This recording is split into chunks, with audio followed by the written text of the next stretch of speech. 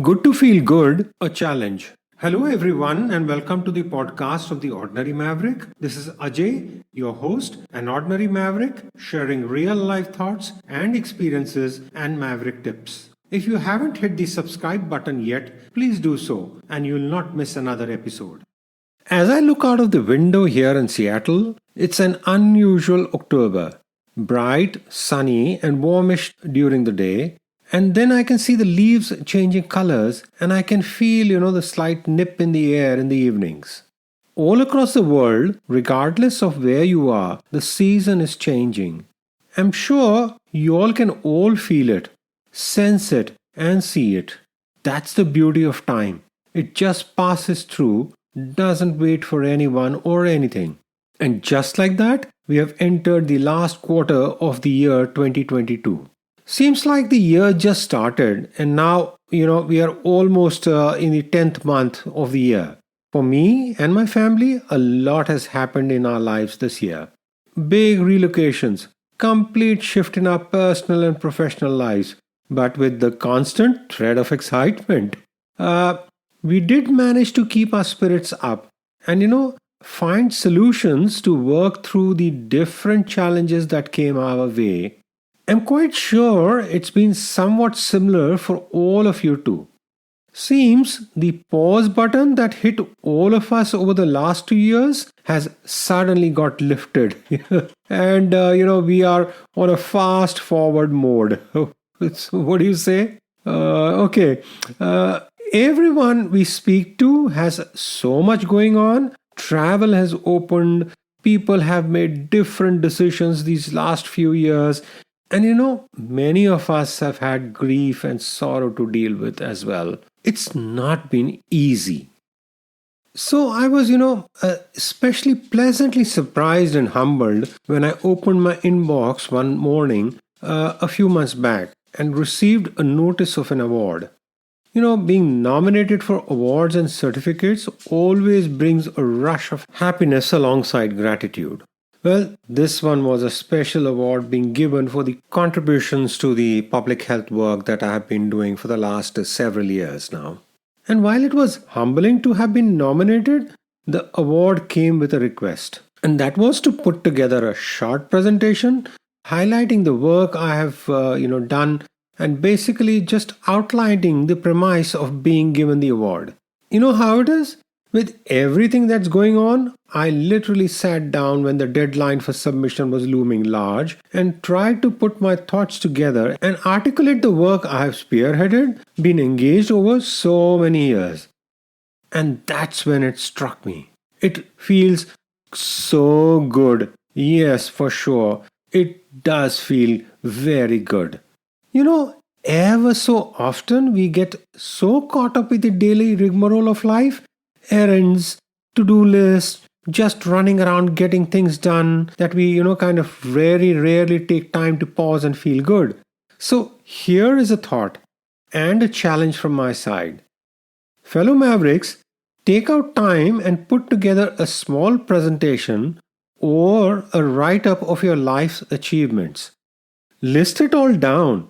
Everything that you felt was an achievement, however small and insignificant it may seem. Create a timeline of sorts. Put in periods, maybe 5 years, 10 years at a time, and group these achievements.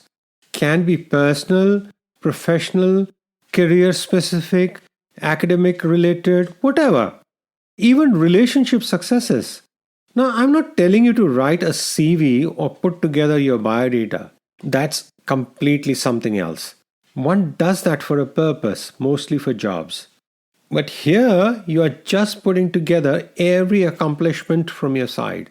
In the CV, we often don't put our achievements. For example, successfully relocated to a new country, made friends, established oneself in the community. These may seem like nothing, but are very important milestones in one's life. Taking the time to write these down and relive those moments is a huge uplifter, and after having experienced this myself, I strongly feel we should all do this exercise. We often marvel in awards function when someone is receiving a lifetime achievement award and their details are being read out. We are like, wow, this person has really done a lot. But then we don't quite articulate all our achievements the same way. And there is value in doing this and then taking the time to take it all in and feel good. We hear so much these days on mental wellness and how challenging emotional and mental well being is, particularly in an increasing digital world. Many times, the pressures come from those closest to us.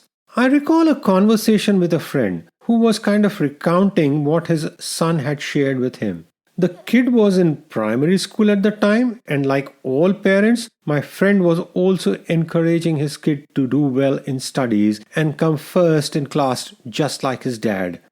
The kid came home one day and asked innocently, "Dad, looks like in your time no one ever came second or third in class."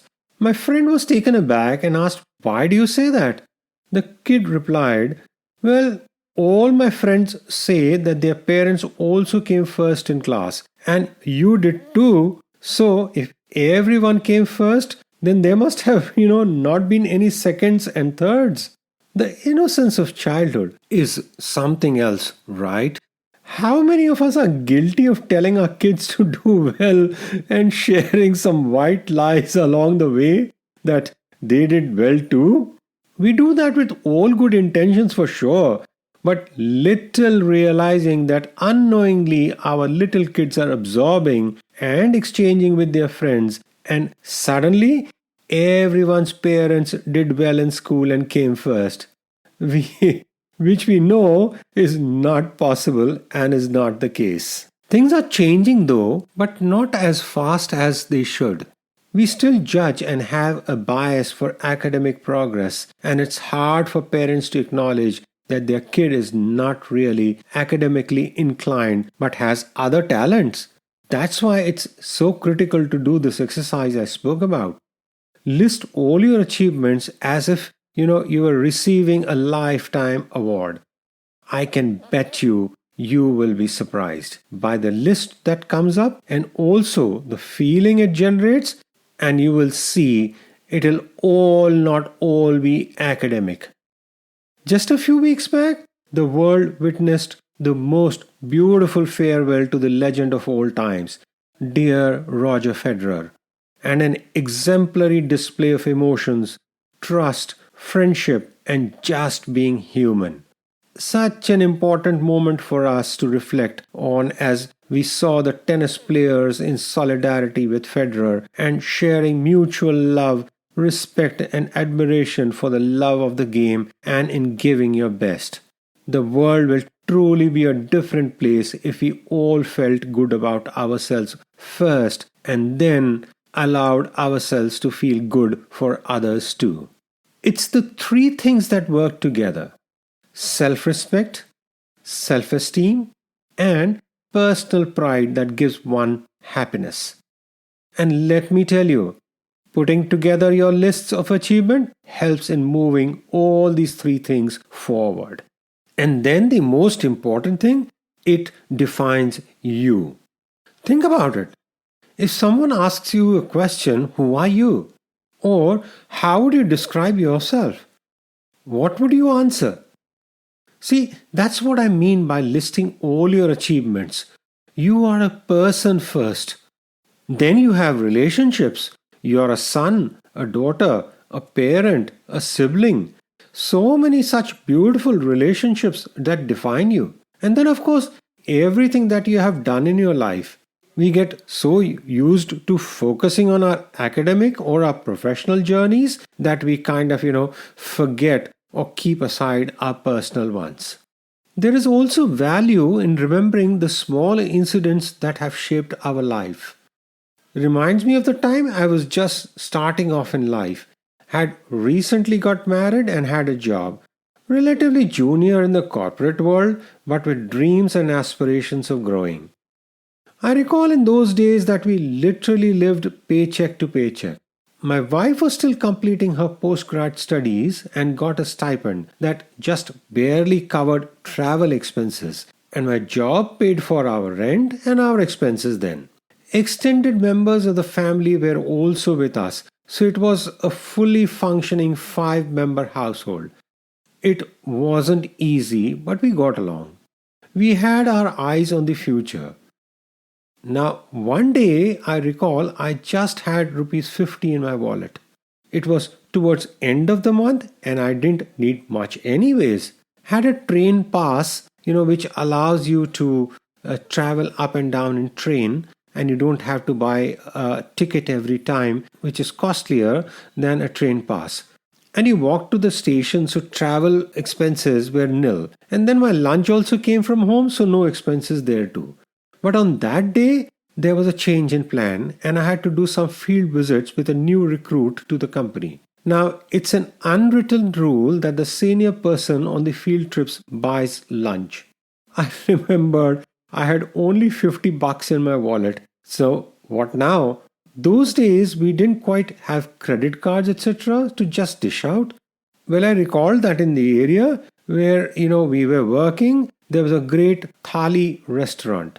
The restaurants that serve meals in a thali, which is a plate, and it's a complete meal for a fixed amount. Some of the dishes are also refilled, like lentils, rice, rotis, or bread.